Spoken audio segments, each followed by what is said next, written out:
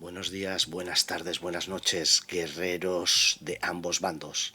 El debate en torno a las restricciones que tiene Ucrania en sus ataques con material occidental dentro del territorio de la Federación Rusa se acentúa en los últimos meses.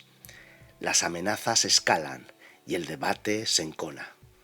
Sin embargo, fuera del mismo, creemos que los recientes ataques ucranianos contra depósitos de munición de retaguardia rusos demuestran hasta qué punto la logística militar del ejército federal todavía se beneficia del santuario que proporciona las limitaciones y restricciones de uso de armas occidentales sobre la retaguardia de la Federación.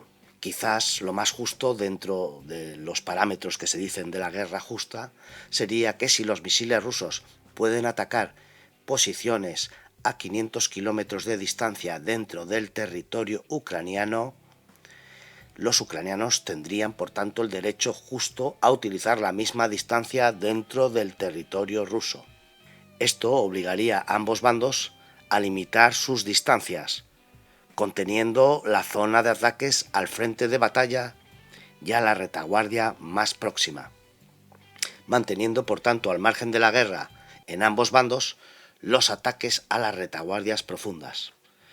Esto es solo una hipótesis que sospecho que no se dará, porque la guerra tiene sus propias dinámicas y la guerra justa está muy alejada de los tiempos modernos.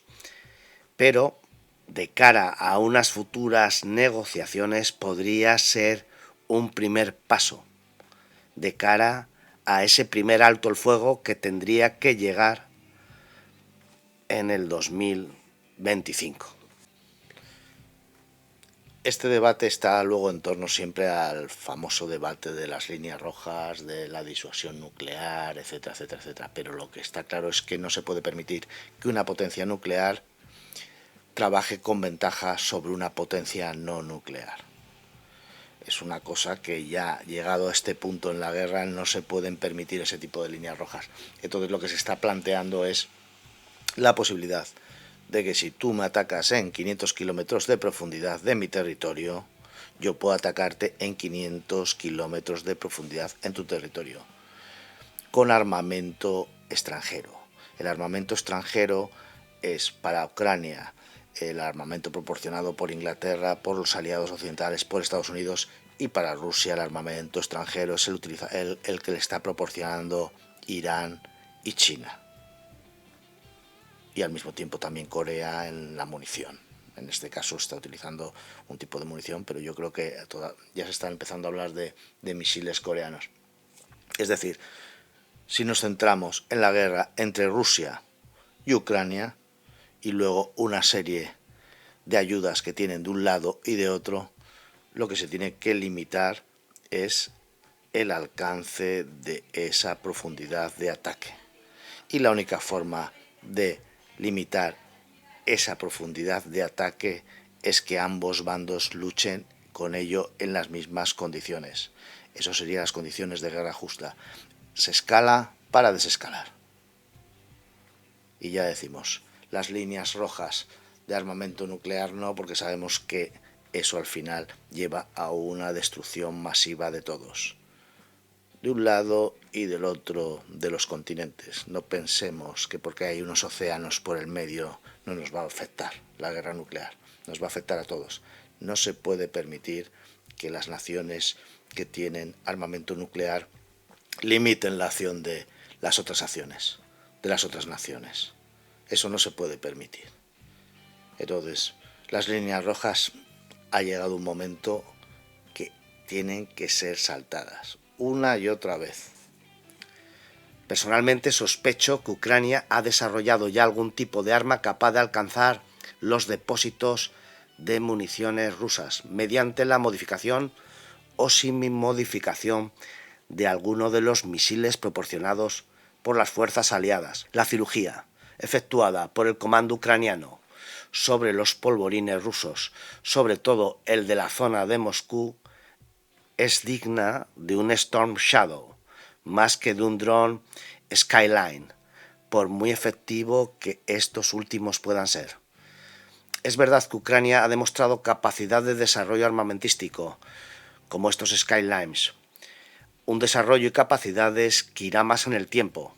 Hay que recordar que Ucrania tenía la mayor parte de la industria en tiempos de la Unión Soviética y las principales fábricas estaban ubicadas en Ucrania. Luego estas fábricas cayeron en desuso y se fueron abandonando y hubo mucha dejadez. Pero hay una tradición y esas tradiciones se pueden recuperar. Y parece ser que lo están a la fuerza recuperando.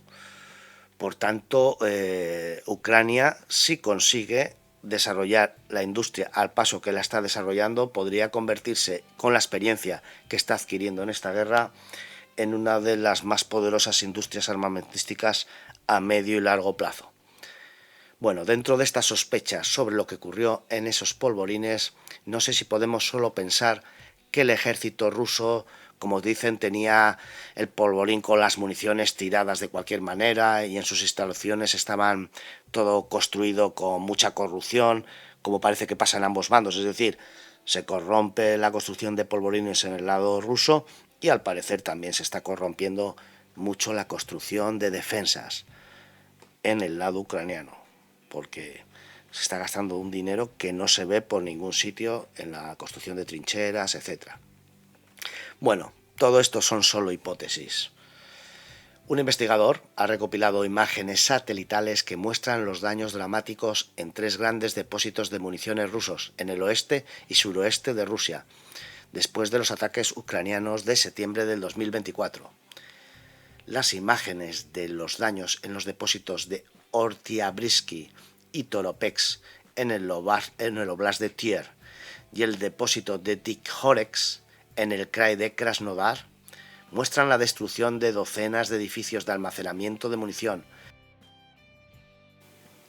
Esto puede resultar una obviedad, pero realmente obligaría al ejército federal ruso a no tener las municiones tiradas por ahí, obligaría a tener un mayor control y ocultamiento de los satélites rivales para no ser tan geolocalizado y por último obligaría también a tener divididas las municiones.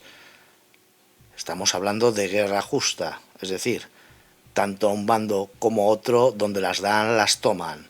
Con lo cual, lo que estamos enfocando actualmente el debate es en por qué los ucranianos no tienen derecho a utilizar el armamento en profundidad que se le proporciona desde Occidente, cuando estamos viendo que hay armamentos rusos que están utilizando material de otros países aliados.